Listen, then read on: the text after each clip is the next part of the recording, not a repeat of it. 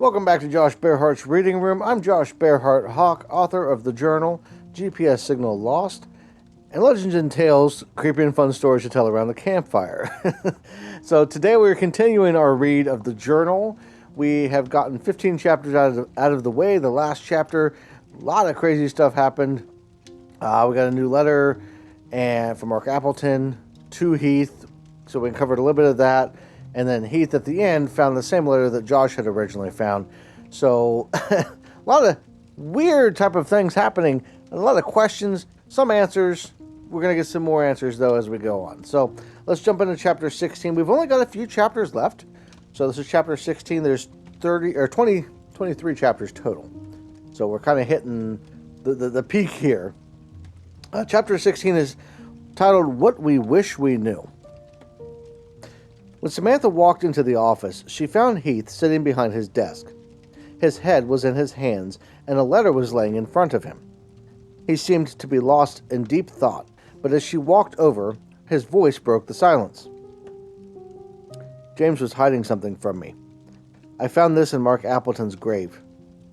He picked up the yellowed piece of paper and handed it to her. Reading it over several times, she couldn't believe what she was seeing. Could James have really been nothing more than some kind of spy? What was Heath picked for? So many questions swirled, with no way to answer any of them.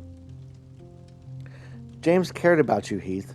There's no way he was doing anything that would hurt you, she said, leaning down and wrapping her arms around him. I know, I can't believe he would keep a secret from me for so many years. What was he hiding? Why didn't he say something? Maybe he meant to, but just never got around to telling you. The letter isn't exactly clear on what he was holding back. Maybe he didn't even fully know. If there was something he wasn't saying, there had to be a damn good reason. She stood up and walked across the room, sitting on the couch. Heath read over the letter a couple more times before getting up and making his way to the coffee maker. It's just annoying, knowing that I can't even ask him. If we hadn't gone to the archive, we should have just walked away from the case altogether. It was stupid of me to let him get so involved, he said. You know he would have pushed his way in regardless. James was more stubborn and hard-headed than even you are. That kind of thinking isn't doing anyone any good, and I won't hear any more of it. James's death isn't your fault any more than it's mine. If all you're going to do is feel sorry for yourself and worry about something you have no control over, then I'll just go home. Her voice slowly raised as she spoke, and daggers from her eyes pierced his soul. You're right. I'm sorry I lost focus. There's nothing I can really do about the letter at the moment. Did you find anything out on your trip? Yes, actually. I was able to find out quite a bit about Mr. Appleton. It turns out he owned a very large parcel of land between Mount Vernon and Danville. There wasn't much information about what was on that land, but it might be worth checking out. He was also apparently a very wealthy man when he died, though where the wealth came from seems to be another mystery. Nothing he did in his life points to him being rich. He could have saved up over time, I suppose, as he did live in a rather small house and never owned much. He was really focused on his church, and he was the mayor of Fredericktown for a bit, but there were no businesses mentioned, and he could have made a lot. It looks like he did have a will when he died, but any trace of it has long since vanished. So maybe we should check out the plot of land. Maybe there's something there, Heath asked. That's not a great idea in the dark, especially since there's nothing to show what the land was actually used for. For all we know, he could have been using it to hunt, or maybe leasing it to someone who's still using it. His money had to come from somewhere, after all. Maybe in the morning we could drive out there, but even that would be risky. She furrowed her brow and continued. Do you really think it's a good idea to keep digging into this man? I mean, that letter seemed to hint at something he was planning involving you. What if there's some kind of trap out there? I don't think there will be a trap. First of all, the letter is really old, and it could really be related to anything. Secondly, the man's been dead for 30 years. Maybe he had someone else involved. But if he wanted to hurt me in some way, there's plenty of time for James to handle that job. There has to be more to it, and I need to know what. I won't be able to sleep until I have some kind of answer. All right, Heath. We'll head out first thing in the morning. Don't give me that look. If you're going, I'm going with you. With any luck, we'll find something that can put this whole case to rest. She smiled at him as she spoke, getting up and walking over to where he stood. Taking his hand, she began walking toward the door. For now, let's go get some rest. Attempting to keep the letter in the back of his mind, Heath rubbed his eyes in the morning light. Rolling over, he put his arms around Samantha and kissed her cheek. She smiled and turned toward him, looking into his eyes. I hate that we have to get out of bed today, she said, kissing him. I need to know what's on that land. I have a good feeling that we're going to finally get some answers and be able to move on from this case soon, he said, as he sat up and started climbing out of bed. After getting dressed and eating a quick breakfast, they climbed in Heath's car and made their way north. Samantha had been able to determine where the land most likely sat, but there was still some guessing as the paperwork listing the plot was old and hard to make out. Finally, after driving around the area for more than an hour and taking several wrong turns, they found what seemed to be the most likely correct spot. Pulling into the narrow driveway, Heath slowly drove beneath the cover of the trees that were beginning to show the changing colors of fall. He hadn't even realized the season was changing, taking the cooler weather for granted. August had been hot, much hotter than he could remember. It being in prior years. Now, the cool September breeze coming in the open window of the car made him smile. We're driving down what could be the road leading to our deaths, and you're smiling? Samantha teased. If I'm going to die, at least it will be on one of the most beautiful days in recent months, he quipped. As the car ambled along, a light cloud of dust rose behind it. As Heath glanced back in the rearview mirror, he thought he saw something cross the road behind them, but he couldn't be sure. It was most likely an animal, if there was anything at all, but he made note of where it appeared so he could keep an eye out on the way back.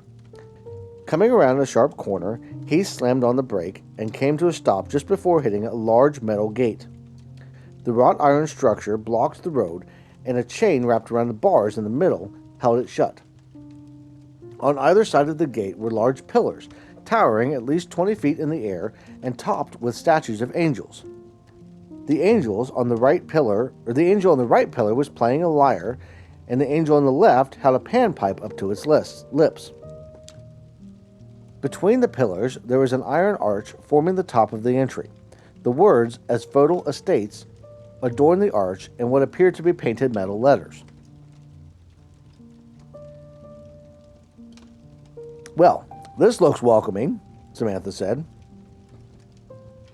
It would have been even more welcoming in the dark. Good call on waiting until morning to come out here. Heath was leaning forward and looking up to see the top of the gate as he spoke. So what now? Samantha asked. I'm going to see if that chain is actually locked.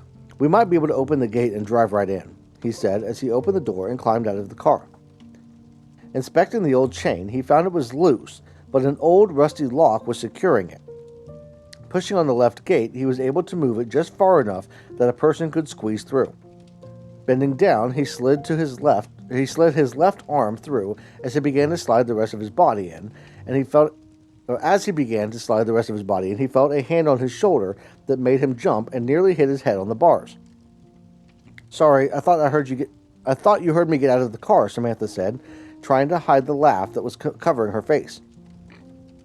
I was focused on not cutting myself on the rusty metal gate.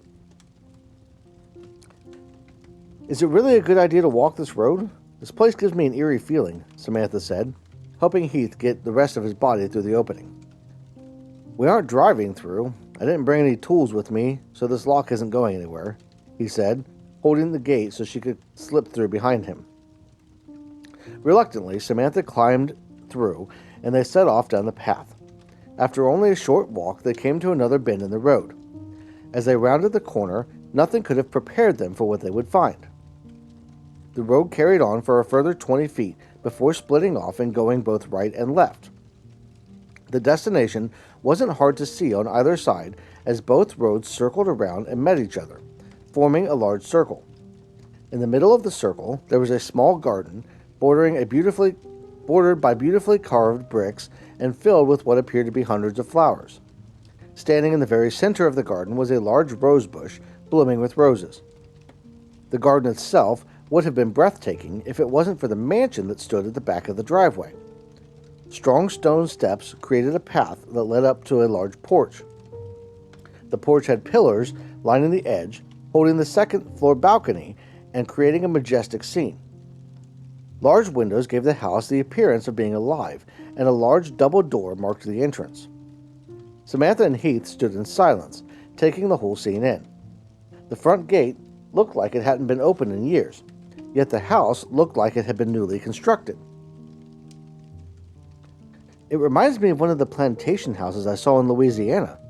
Samantha finally broke the silence. Heath nodded in agreement and started walking towards the house. He felt like he had been there before, but he couldn't remember the visit. Samantha followed, looking around, trying to take in every detail as they walked. Rounding the driveway, they carefully made their way up the stairs, looking for any traps along the way. The closer they got to the house, the more uneasy they both felt. Approaching the door, they looked at each other for a moment before Heath reached up and knocked. The sound of his hand hitting the door seemed to echo all around them. As he finished knocking, they realized for the first time that things had become extremely quiet. They didn't hear any birds singing, wind blowing, insects buzzing, no sound at all. "Yeah, I'm starting to think that..." "Oh, Heath, something isn't right," Samantha said. "Yeah, I'm starting to think that too. Maybe..." He was interrupted by the sound of the door creaking open. As they both turned to look at the now open door, a short, gray-haired old man greeted them with a smile. "I've been expecting you, Mr. Borgiers. Please come in." So that was chapter 16. I tried to have the good cliffhangers at the end of especially as we get like really rolling into what we're about to get. A lot of really big information, and a lot of the stuff that's been happening throughout the chapters is going to start really making sense. So chapter 17 is going to be coming out next week. It's over on Patreon. Episodes, chapters, whatever book I happen to be reading at the time, they always come out a week early over on Patreon. So thank you to people that anybody over there that's supporting me over there. As well as behind the scenes stuff and all kinds of, there's going to be some really cool information and stuff about the books themselves and a lot of cool stuff coming out. So if that's something you're interested in, head over to Patreon and check that out. Otherwise, I do want to thank you all for watching. If you enjoyed the chapter, let me know in the comments below what you think is going to happen, where you think the story's going. Like the video, thumbs up. And subscribe if you're not already subscribed, because, I'm trying to grow the channel. I've got a lot of stories. I've got 3 books, and then I've got a couple more that are in the works, and I'm going to be talking more about that in later videos. So, again, I want to thank you all for watching. Everybody have a great rest of your day, and I will see you in the next one.